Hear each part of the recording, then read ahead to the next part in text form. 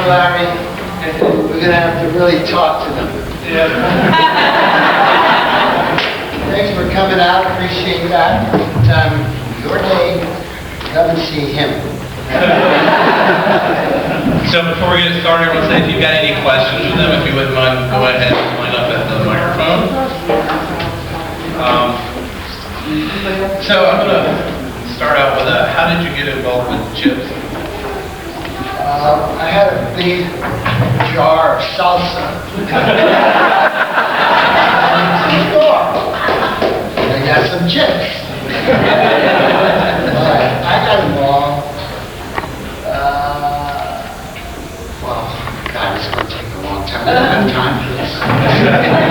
I got involved. I auditioned for it with Larry, met him, we auditioned, and then the producer liked me, and he wanted me, NBC didn't want me, because they said, we just saw him play a heroin addict, Maddox. He shot a priest, a white 5-0. He burned the building in Kotak. He was in jail on Beretta. He smacked his manager around in medical center. Playing very arrogant tennis player. So I always played the stereotypical Latino with the gun, the knife, the brick, bags. There are no children in here, right? Okay. So NBC saw me as a bad guy. But the creator of the show, Rick Rosner, saw me as Punch. And they said, no, but he said, well, they screen tested me. Once you put me in the uniform and on a bike, you look at the picture, you go, oh, that's a cop, that's a good guy. So I got the role. And then I changed his name. He was originally an Italian-American cop, Andretti. And I figured, I was signing the contract. I said, we got to change something here. You give me that look like you're going to be a real pain in the Yahoo. And I said, no, look at me that way. It doesn't make any sense for me to play an Italian-American. Let's play an Hispanic-American. And I was the very first on where we only had 3 networks. Back in the day. Long ago. I got to open the door and play the first Hispanic in a possible family hour role image instead of the usual stuff.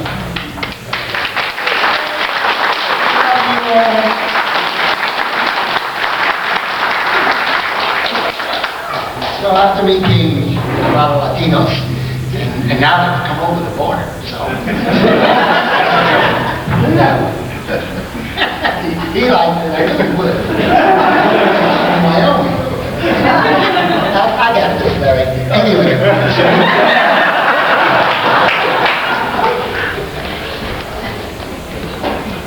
All right, so is it kind of the same for you, or? No, it's a little different. I did Hawaii 5-0, and then I did this, and the producer liked me, Rick Rosner, and then I did a movie called The Great American Beauty Contest that I starred in with this really homely girl that I had to kiss all the time named Farrah Fawcett. She asked me to star in a television series called Arrow Girl.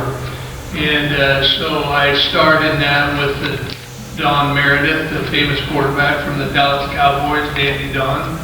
And it didn't sell. And so a year later, they asked me to do Chips. And they said, you'll star in it and you can help pick the other actor. And damn. And no, it was good. And next thing I knew, we were doing Chips, and the first year was so-so, and some years thereafter it became really popular and syndicated in 100 foreign countries, and we were lucky boys riding those motorcycles to heaven every day. Thank you.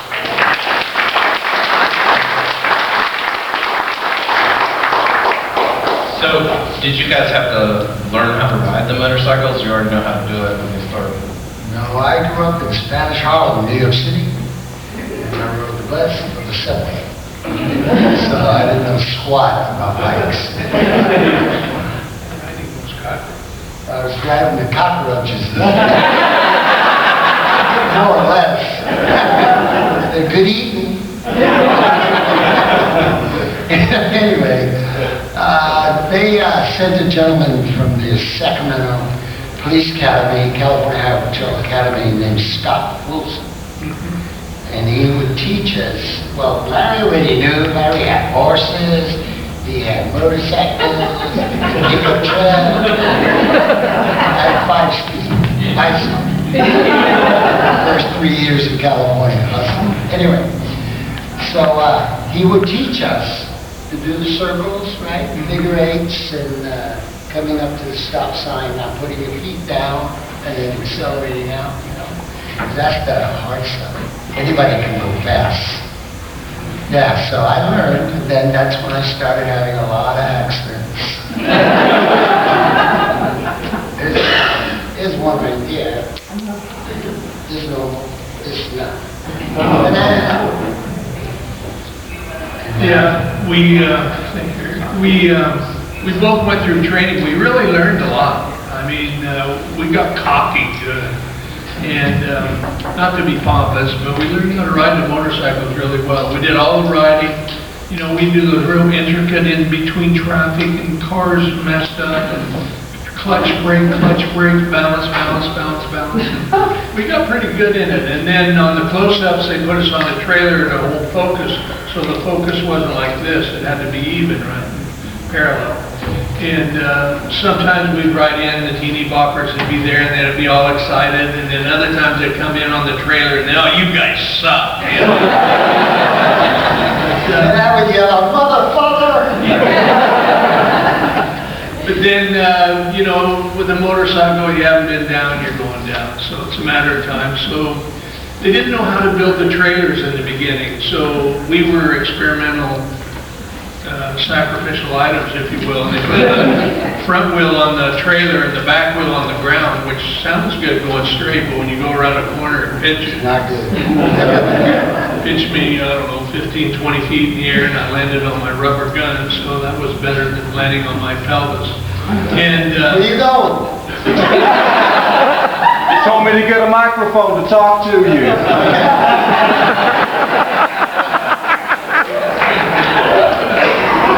Get hurt leaving here. it's a long story, but I'll make it short about Erik. And that is, Hey, make it long. you know, It's about me. so I'm in my motorhome one day, and they come banging on my door, and they say, hey, Larry, you gotta come out here. I've been in Vietnam in the Marine Corps just before Chips, by the way. And during the Tet Offensive, and combat veteran and all that stuff. And no first aid, you know, understand what death looks like. And so he said, come on, Larry, come on out. And why?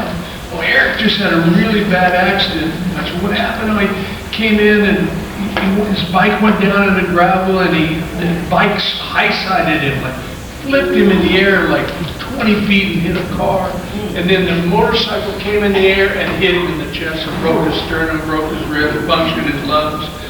And he was filling up with blood, he couldn't breathe, and it was really bad. And so I'm looking at him, I go out there and give him first aid, treat him for shock.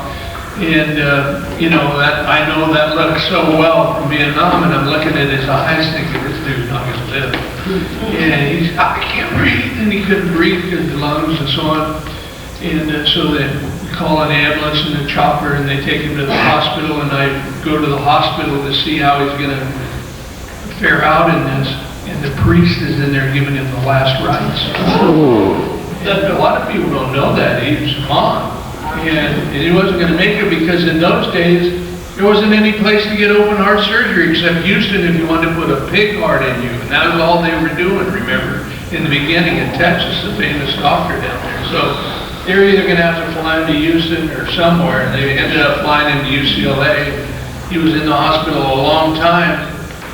And you know, I think what speaks volumes about Erik is the person that they replaced him with, Caitlin, Bruce Jenner.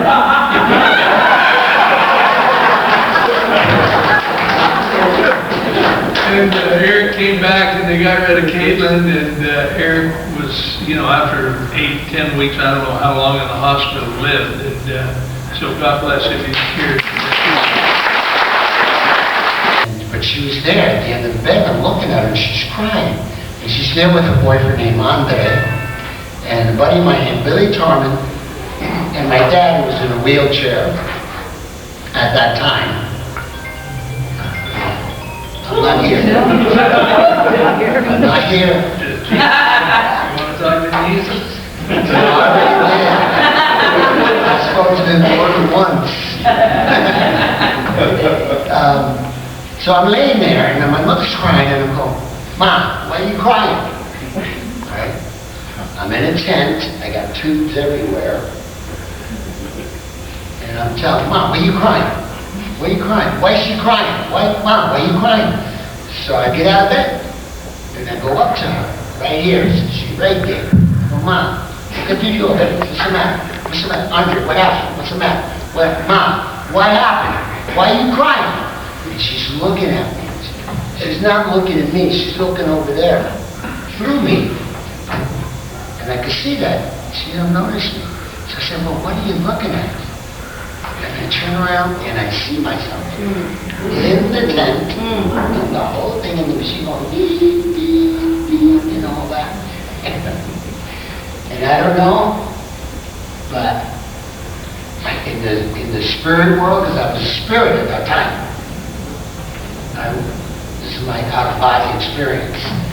I saw myself and I said, I'll say it differently, but you can figure out what I'm saying. I said, Mother, Father, I'm getting out of here. And that's what I said. Of all things to say as a spirit, so I guess in the spirit world you can curse. But anyway, if my mom and them hadn't been there, I might have been still walking around in that hospital. Lost in space. Whether you believe it or understand it or whatever. Doesn't matter. But I believe it because it happened to me. So I got out of there and then I got back little by little, like 7 days. I was basically dead. But thank God Larry went to Nam because he recognized the shit I was in. And he reached down and he said, hey man, open your eyes, look at me, stare at me. Don't close your eyes. Keep breathing. There you have it. All right, first question. So, first off, thank you for that great story. My name's Brian, here from Pensacola. I'm 54 years old, so on behalf of all of us that are Gen Xers and above, I wanted to sincerely say thank you for being the two role models that you were in the 80s. Man, as a kid that needed somebody really to look up to, Chips was a good spot.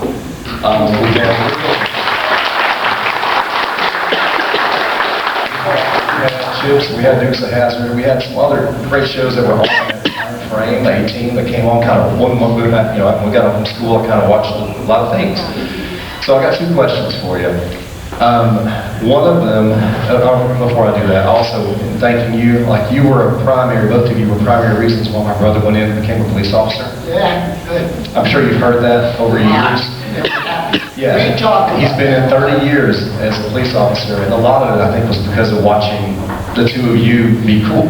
Like, not be the bad side of the police, but like be the good side of the police. So thank you for that. I'm sure he would thank you too. Two questions I guess I have for you. And this was before you told that great story. I was going to ask if you look back on all those things that you did, because there was a lot of body acting and a lot of stuff that you guys had to do back in the day. It was lather, rinse, repeat. Like every time you were shooting, it was the same thing over again. A lot of physical work. Was there anything that you look at, you remember that one show, that one series, that one episode, and you go, man, how did we do that, and why did we do that? And you may have just answered that question before I even got up here. And secondly, do the two of you ever see a chance for, I'm not going to call it a reunion of sorts, but like for you guys just to show up on like Nashville 911 or anything like that where the two of you just pull up on cruisers and go, y'all need some help? I think the marathon.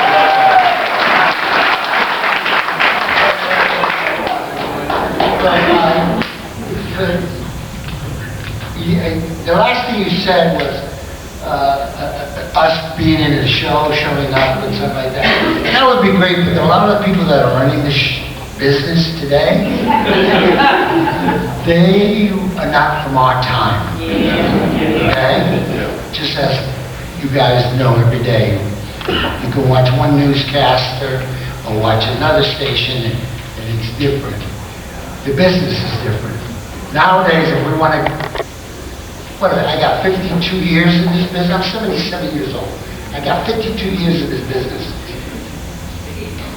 Some directors and producers will say, hey, I want you to do this part and this, would you do it? And they send it.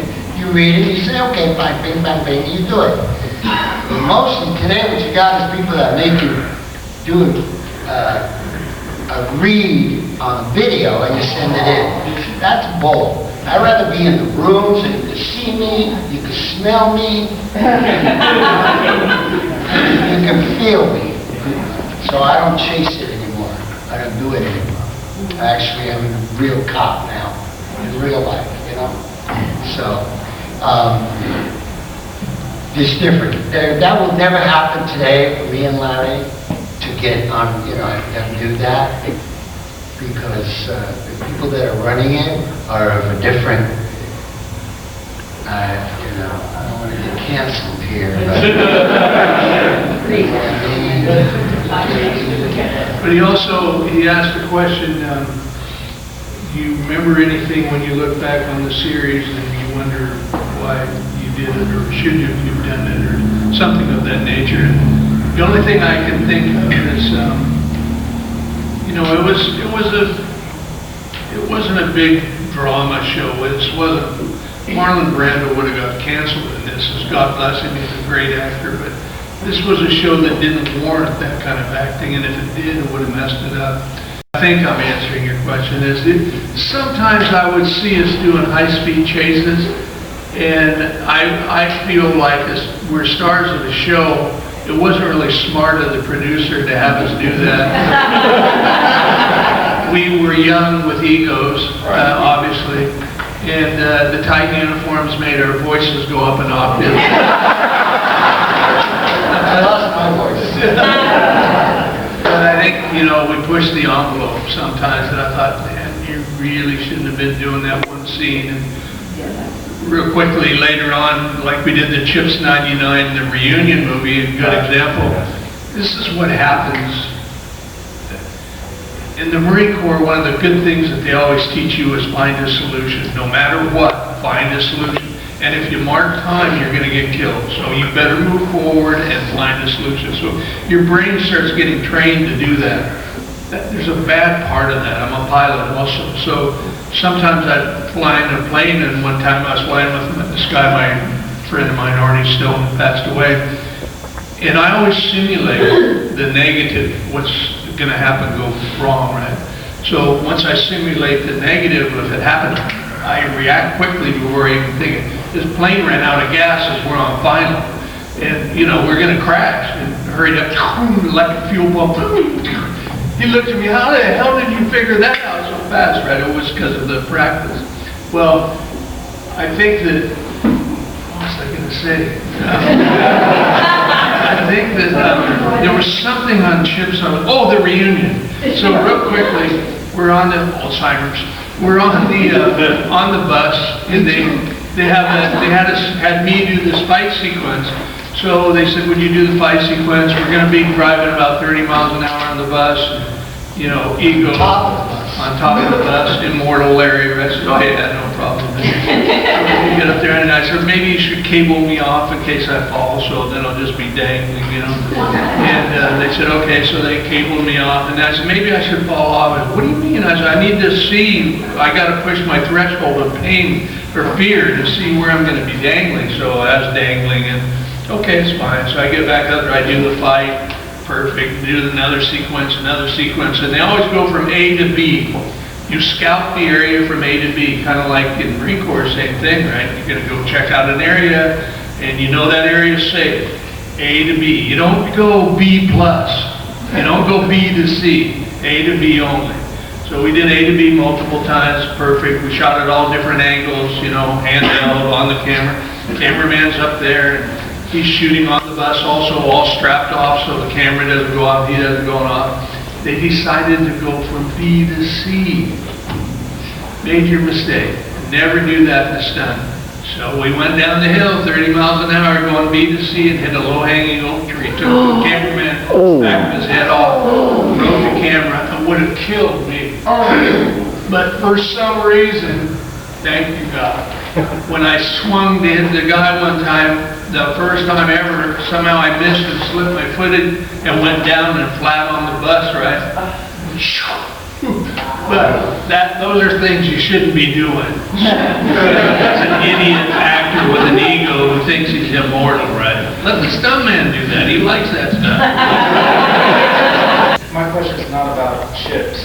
It's for Erik. How did you get involved in Full Cat Saves the Kids, and what did you think about that? Well, there's certainly no money in it. But the guy that started it, created it, it had to do with bullying. And, you know, it's about kids terrorizing each other. And since I always had a big following of children, me and Larry have always had that because of the show, the bikes, you know, all that. I figured, you know, it'd be a good idea to do something for nothing. In other words, not a payday. And be involved and get in it and do it and tell some kids that, hey, it's not okay to hurt another kid because he's bigger, smaller, fatter, or skinnier, or whatever, green, yellow, black, or brown, whatever. It's not cool. Punch says it's not cool. And, you know, we're celebrities, okay? We're recognizable, right? We're celebrities. What does celebrity mean, and what's it for? What it should be for is for bringing attention to something that can help others. That's the way I look at it.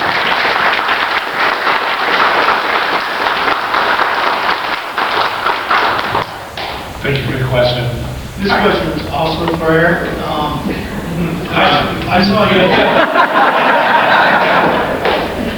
I saw you in this groovy '70s flick where you were a gang member. Something about Switchblade. Do you remember The Cross and the Switchblade. That was a very groovy soundtrack, very... Christian movie. It was a Christian movie, but I saw it as a kid. First of its kind. The Yeah. guy I played, hey!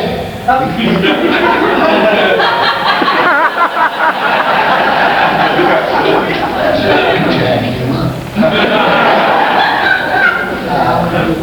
Yeah, it was my first movie. I was going to be a New York cop. Okay, relax. It's going to take a while. I grew up in Spanish Harlem, New York City, Puerto Rican background, first generation Puerto Rican.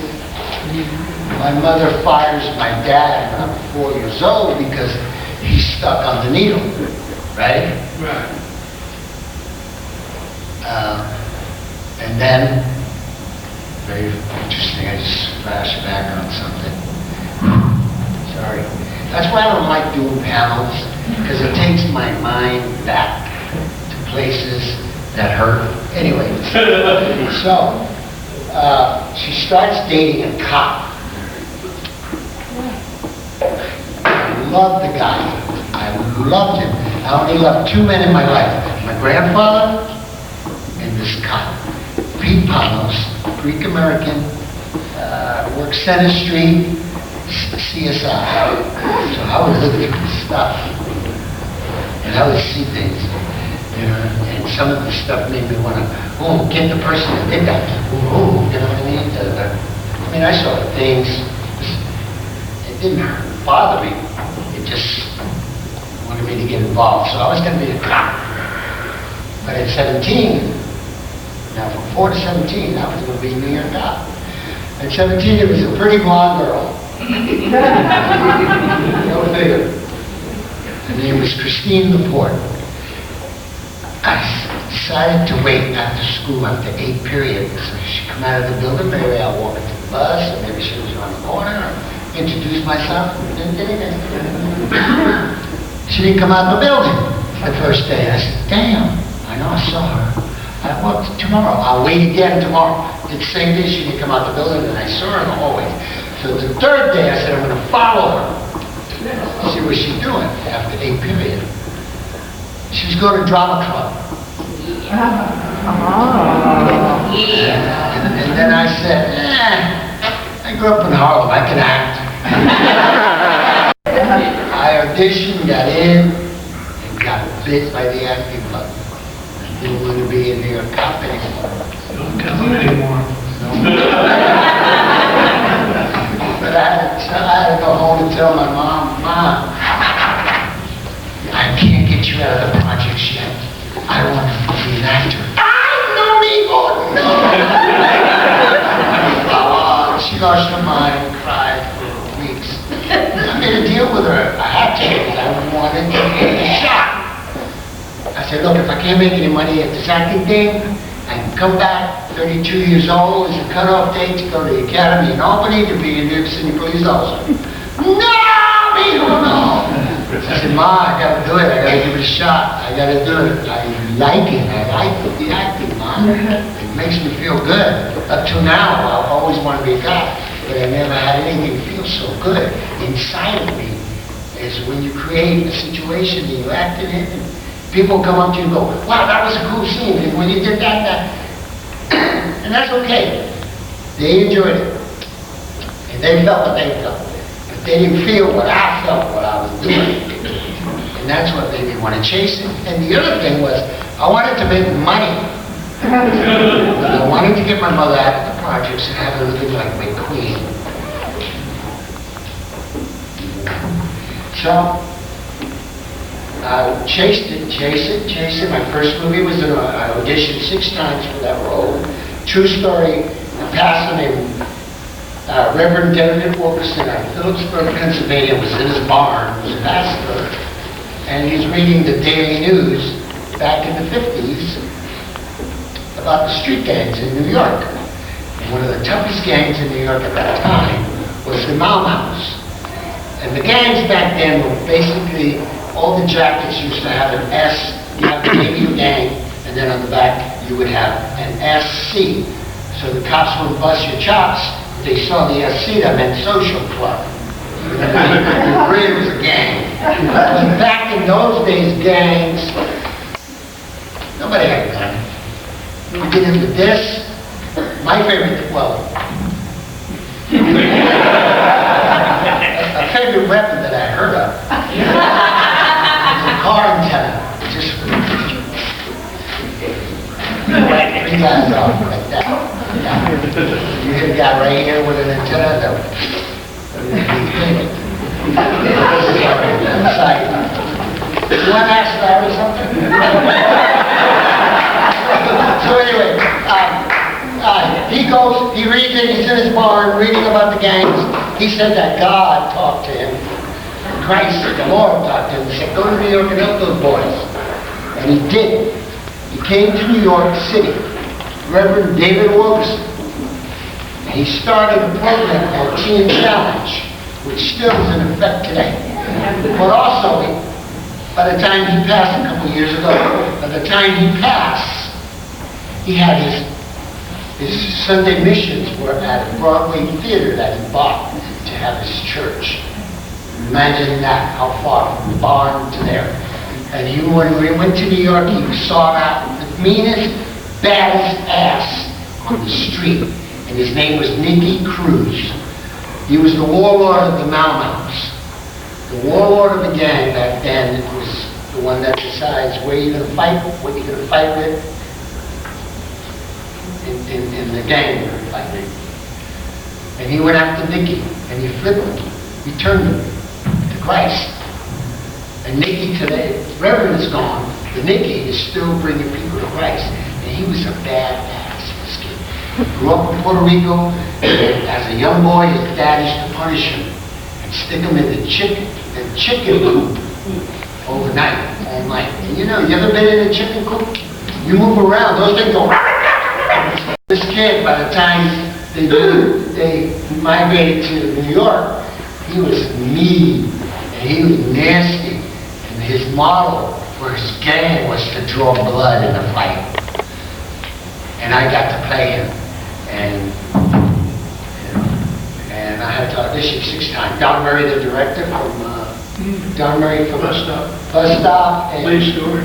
and he did Voodoo Priest. And as a Christian, when you get tapped by the man, you have to pay it forward.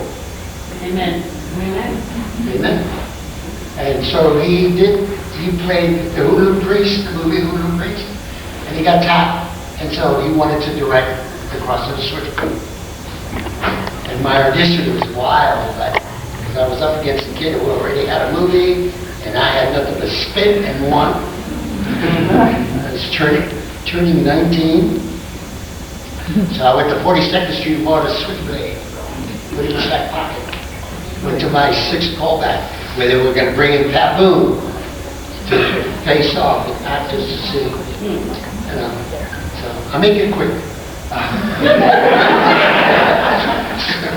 So, my audition is, it stays like this, a table, a bunch of actors, some of them from Juilliard, and I'm from the ghetto, right? Hey, where you going? So anyway, my audition was, okay, I gotta get through this, and then no more talking, no more answering for me. Larry gets the rest of the hour. So Don Murray says, okay, there's a bunch of kids already on stage doing things. He gives them assignments and they gotta carry it through. And he gives me the assignment, that's your family up there, that's your gang. You're gonna go to the movies, you wanna do stuff. There'll be a knock at the door. I figure that's gonna be absolutely right. So I go up there, the first thing I do, I grab a pretty girl, and I go, mwah, toss that over here. And then I thought it was so cool, I saw this in the movie. So I grabbed the chair, twist the chair, go like this. All right, listen up. I thought that was a cool look, because I saw it in the movie. And I thought it was cool.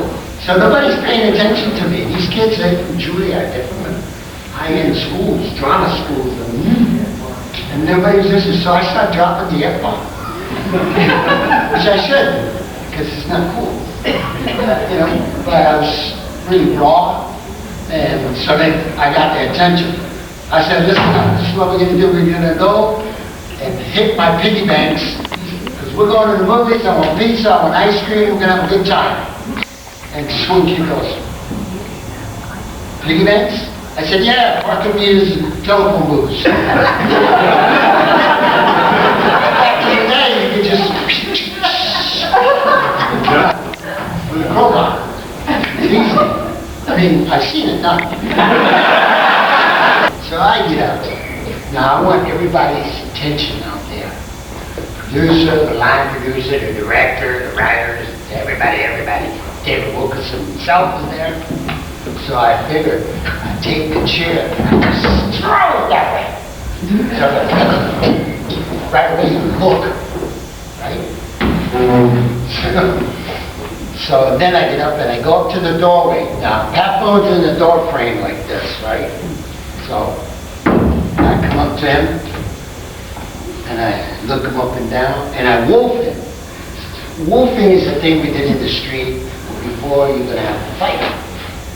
It's when you look at a guy in the eye and you just go like this, you look at him like he's a piece of terror. And that's called wolfing, That's what we did. And then we fought. So I'm looking him up and down. He's right here. And he says, are you Nikki? And I don't answer. I just stare at him. He says, I have a message for you.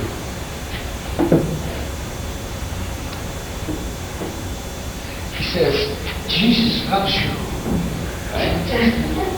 So that's a threat to my life. Now, I wanted to get an edge, so I went to 42nd Street and I brought a real switchblade in my back pocket. Nobody gets it in my audition. But I wanted to part. The guy that I was up against was a kid that was an up and down staircase where we would say Dennis back then. Big, beautiful Italian guy, tall, very handsome and all that. So I grabbed, he says it, I Jesus loves you. I grab him by the lapel, drag him in, slam him up against the wall, pin him to the thing, and I take out the switch. And I pop the switchblade open right here, between our faces. And Don Murray in the back of the room yells, "Stop! Audition over! I got the part.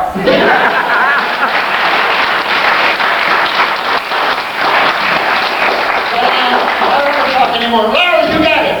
No question, just a little story on how you guys have made an impact on probably everybody in their lives. A few years ago, a friend of mine were coming up river, we both had little boats, and we're coming up, and I kind of catch his eye and calling him, and all of a sudden he looks at me and I look at him, and I start humming real loud, like you this. And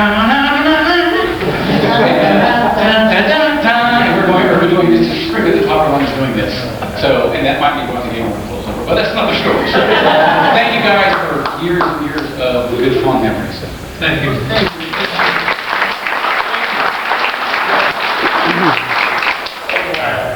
What were some of your favorite guest spots, roles, or other roles beyond shows?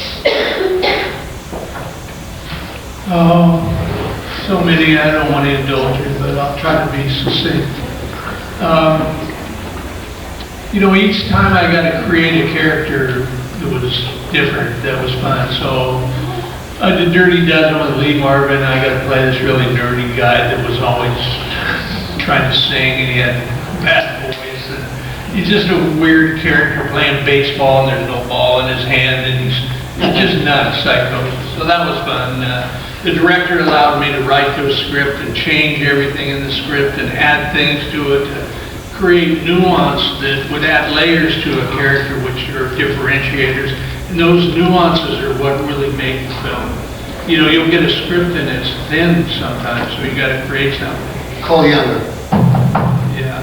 that role you played in Yeah. the movie, in the cowboy movie. Oh, yeah. Then I played a movie called Inbred. Inbred, incestuous inbred. So, I played a little guy with a little black derby, and he had a shaved head and little hair sticking up, and he's always sucking on candy canes and looking at Barbara Hershey like he wanted her to be his candy cane, right? So all that nuance was put in there, and then I would tell the director when they kill me, they shoot me into my neck and it explodes, and Chris Mitchum, Robert Mitchum's son, kills me. And Charlton Heston, James Coburn, Barbara Hershey, they're all in the movie. They go to dailies and, hey, Wilcox, how did you create that walk? And how did you? So it was complimentary. So that was fun to do, another little weird character. And I'll give you one last one, but I have a bunch of them, but I won't tell you about them all. So this is what happens with actors. You know, you get over yourself. You have highs and you have lows. You always talk about the highs, but there are a lot of lows, right? The last 3 roles, by the way, I've read for in the last 10 days. My agent sent me these 3 roles, and I'll be pompous for a moment. I did them really well, and I know I did them better than any actor that read for them. Doesn't matter, but I knew it, right? I played the guy with Alzheimer's. It was easy. But the last one is I went to read for Michael Mann, the famous producer and the director, and for Miami Vice. And he says, you know, I want to change your look, Larry. I said, well, okay, I'm an actor. I don't care. And so they greased my hair back all ugly and with stubble on me and scars and stuff like that. I was kind of a really badass. And he's one of those guys that's really angry, but his inside he's soft. He wants to be loved and to love, right? But that's not something a man expresses very well, right? And so it was a really neat conflict that I was able to create this character. And so I read with everyone, and Don Johnson and Sammy Slick and Joe Blow, all those actors had already read, and they said no. So they called up my agent and bragged about how great I was, and I should have been in the film business, not in the television business, and God, where has he been? And he's going to star in the Miami Vice, and he's got the role. So what Michael Mann wants Larry Wilcox to do, and Brandon Tartikoff, the president of NBC, he wants him to read with all these other actors to find, like in Eric's case, find my co-stars. So I read with all these actors, some dumb jackass, we do a fight scene, and he hits me in the eye right now. I'm almost like one to drop him right there, right? But that's not cool. He just didn't know what he was doing, cut my eye open. Should have fun. Yeah. Mother, father, you know. But to make a long story short, I ended up going to Brazil to do a personal appearance. This is how weird television business is. I mean this with humility. Got off the airplane at the airport, had little Chips uniforms. All the little kids and the dads in Chips uniform, you name it, was crazy. And they take the day off of work that day. Yeah. Because that's happened. I've seen it, I've been there, I've tasted it. So, you know, I got to be Elvis for a day in Brazil. But the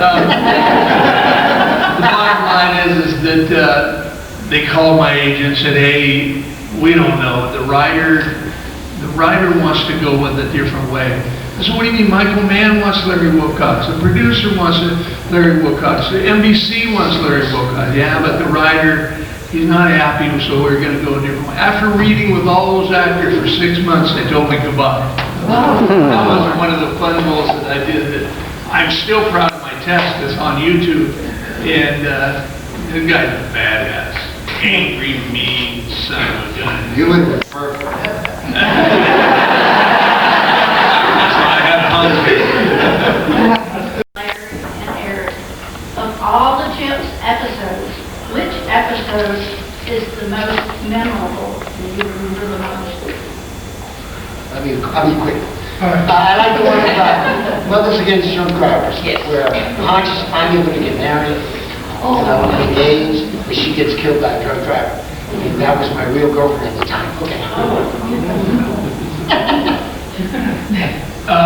Selfishly, I love the ones I directed, so one was a motocross, which I liked motocross. Another one was a tow truck lady about a guy swinging the chains behind his tow truck. It was pretty cool what we did. Good shooting on that show. It was fun. And then probably the best show was, I think, called Matrix. I think it was called Matrix. It was about the sun and the mirror. Oh, yeah, that and was. the Matrix. Was it Matrix? Yeah, and they, you know, sometimes those episodes were terrible written, right? Sometimes, but or maybe more than some.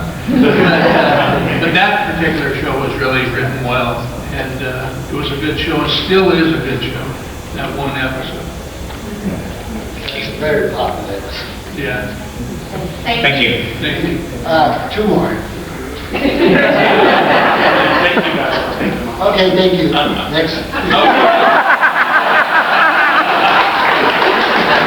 Also, I just wanted to echo the sentiment of, thank you for making my childhood memorable. I remember, sitting on the couch like that was the motorcycle and watch the episode. So, and I distinctly remember that kind of frequently.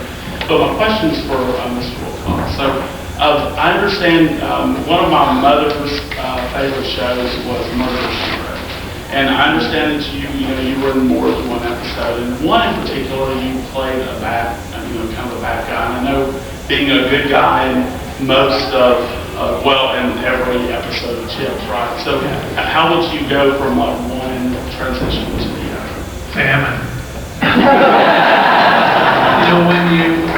If you get cast as this, that when I first started acting, the way I got started as an acting coach says, you look like Boy Next Door, so you ought to get into acting. I thought she was trying to make money off me, right?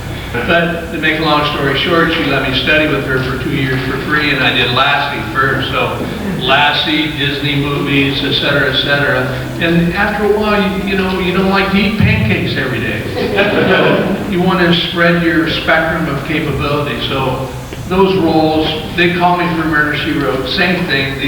This producer really liked me, and he said, "Hey, Larry, we got another episode we'd like you to do your magic on it, whatever you want to do." And so I would go and, play this weirdo with this, one of those guys that talks with his tongue always hanging out. He's just an idiot. And she was great. She was always great to work with, very professional. You better have your lines and know them and be professional, because she would not tolerate it. But the Murder, She Wrote was a good show. MASH was a fun show to work on for professionals. You know, I did a movie with Vic Morrow once. It was just amazing. Vic Morrow was a great old actor, and I was a kid watching him in combat, and here I was acting with him, right? And then Anthony Quinn, the great Anthony Quinn. I'm doing an episode with Anthony Quinn. I'm thinking, dude, you're with Anthony Quinn. And then came Punch. Really quickly, thank you. You said you don't like doing panels. I think I speak for all of us when I say thank you for doing the panel, Ponch and John. And like everyone else, core memory of my childhood, one of the few shows I got to watch with my mom, she died in 1983. So, big memories there. My name's Michelle, I work at the airport. I had the great honor of being one of the first ones to see you guys last night. Well, thank you for remembering. Yeah, so you guys very graciously took a photo with me that I posted on my social media, and I just wanted you to know that I put the caption, "When Erik Estrada takes your phone and makes all your childhood crush dreams come true." So thank you for that. Listen, me and Larry were really grateful, and you know one of the things that we're really grateful about, and we talked about, not back then. Back then, we, two guys, young guys with a motorcycle between our legs, we were happy boys. We enjoyed it from home. But what we talked about recently, last 5 years, 6 years, we've been talking about it. We love it how so many people have come up to us and said, the show encouraged me to get into a compassionate occupational job, like EMTs, nurses, firemen, police officers. We didn't realize it then, but we're hearing it now, and it's wonderful. We appreciate that. We appreciate you folks coming. I gotta ask one thing. How many officers are in here, police officers? Raise your hand. Any cops in here? I got 1, 2, what do we got, 1? Well, you know that you're my brother, right? Because here's mine. Yeah, baby.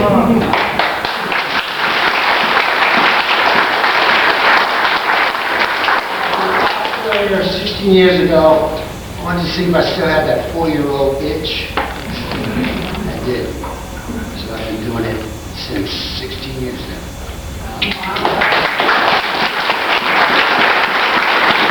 You're not going to find me in a squad car, you're not going to find me in uniform. I work with internet crimes against children. I get the internet. Hello. 13 and a half years old. You don't hang up, it's just a matter of time. I'll come and get you. Curious. I'll just come to get you.